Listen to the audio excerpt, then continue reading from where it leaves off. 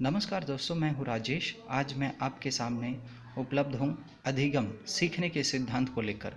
Child development में सीखने के सिद्धांत। तो शुरुआत करते हैं दोस्तों। अधिगम की सैद्धांतिक व्याख्या एक ऐसे वैज्ञानिक व्याख्या है जिसके अंतर्गत 3 प्रश्नों का उत्तर मिल जाता है। ये प्रश्न हैं: व्यक्ति क्यों सीखता है, तो क्यों। दूसरा, व्यक्ति कैसे सीखता है, तो कैसे। और तीसरा, व्यक्ति क्या सीखता है, तो क्यों, कैसे और क्या। अधिगम के अनेक सिद्धांत हैं। ये सिद्धांत अलग अलग मान्यताओं पर आधारित हैं। अधिगम सिद्धांतों को 2 प्रमुख भागों में विभक्त किया जाता है। पहला सिद्धांत है उद्दीपन अनुक्रिया सिद्धांत। उद्दीपन, जिसे इंग्लिश में स्टिमुलस, और अनुक्रिया रिस्पॉन्स कहते हैं। तो स्टिमुलस रिस्पॉन्स थ्योरी, जिसे एसआर थ्योरी भी शॉर्ट फॉर्म में कहा जाता है। तो उद्दीपन अनुक्रिया सिद्धांत। और दूसरा सिद्धांत ब है उद्दीपन उद्दीपन सिद्धांत, तो स्टिमुलस थ्योरी, या जिसे संज्ञानात्मक सिद्धांत कॉग्निटिव थ्योरी भी कहते हैं। तो आइए दोस्तों, शुरू करते हैं पहले सिद्धांत से, उद्दीपन अनुक्रिया सिद्धांत, एसआर थ्योरी। उद्दीपन अनुक्रिया सिद्धांत के अनुसार जब भी व्यक्ति के सामने कोई समस्या, जिसे उद्दीपन कहा जाता है, खड़ी होती है, उसके समाधान के लिए, वह सॉल्यूशन के लिए वह विभिन्न अनुक्रियाएं, रिएक्शन करता है। इनमें सही अनुक्रिया से समस्या का समाधान हो जाता है। तब उद्दीपन और सही अनुक्रिया के मध्य एक संबंध स्थापित हो जाता है, जिसे एसआर बॉन्ड कहते हैं। एसआर थ्योरी भी इसे कहते हैं। इस प्रकार एसआर बॉन्ड का बनना ही अधिगम सीखना कहलाएगा। मनोवैज्ञानिक के एक वर्ग के अनुसार अनुक्रिया, रिएक्शन करने के बाद व्यक्ति को किसी प्रकार का पुनर्बलन मिलता है। पुनर्बलन, फीडबैक। तब तो इसका व्यक्ति पर संतोषजनक प्रभाव पड़ता है। इसे उद्दीपन अनुक्रिया पुनर्बलन सिद्धांत, स्टिमुलस रीइंफोर्समेंट थ्योरी कहते हैं।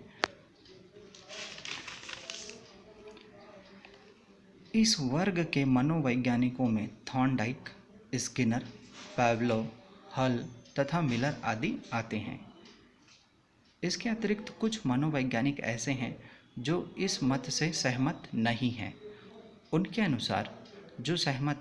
अनुसार उद्दीपन अनुक्रिया में संबंध पुनर्बलन के आधार पर नहीं, बल्कि समीपता या बारंबारता के आधार पर होता है। इस सिद्धांत को उद्दीपन अनुक्रिया अनुर्बलन सिद्धांत कहते हैं। ये किसके कारण? ये जो दूसरे मनोवैज्ञानिक हैं, जो दूसरा ग्रुप है उनके अनुसार, और जो पहला ग्रुप है उनके अनुसार ये है, पहले ग्रुप के अनुसार ये है उद्दीपन अनुक्रिया पुनर्बलन सिद्धांत। जो कि हैं पहले ग्रुप में मनोवैज्ञानिक हैं थॉर्नडाइक, स्किनर, पावलोव, हल तथा मिलर। और दूसरे ग्रुप जो इनसे सहमत नहीं है, वो लोग इस प्रक्रिया को कहते हैं उद्दीपन अनुक्रिया अनुर्बलन सिद्धांत। इस विचारधारा के मनोवैज्ञानिकों में गुथरी, वाटसन, एस्टस मुख्य हैं। आइए दोस्तों, चित्र द्वारा वर्गीकरण देखें। उद्दीपन अनुक्रिया सिद्धांत, जिसमें उद्दीपन अनुक्रिया सिद्धांत में दो ग्रुप में बटा हुआ है यह सिद्धांत। एक समूह कहता है कि यह पुनर्बलन सिद्धांत है, और दूसरा समूह कहता है कि यह अपुनर्बलन सिद्धांत है। तो जो पहला ग्रुप है, जो पहला समूह है, जो कह रहा है कि यह पुनर्बलन सिद्धांत है, तो उनमें है मनोवैज्ञानिक थॉर्नडाइक, स्किनर, पावलोव, हल तथा मिलर आदि मनोवैज्ञानिक। और अनुर्बलन सिद्धांत में वाटसन, गुथरी, एस्टस आदि मनोवैज्ञानिक हैं। तो ये हुआ पहला सिद्धांत, उद्दीपन अनुक्रिया सिद्धांत। अब चलिए दूसरे सिद्धांत की तरफ हम ध्यान दें, जो कि है उद्दीपन सिद्धांत, स्टिमुलस थ्योरी, जिसे हम संज्ञानात्मक सिद्धांत, कॉग्निटिव थ्योरी भी कहते हैं।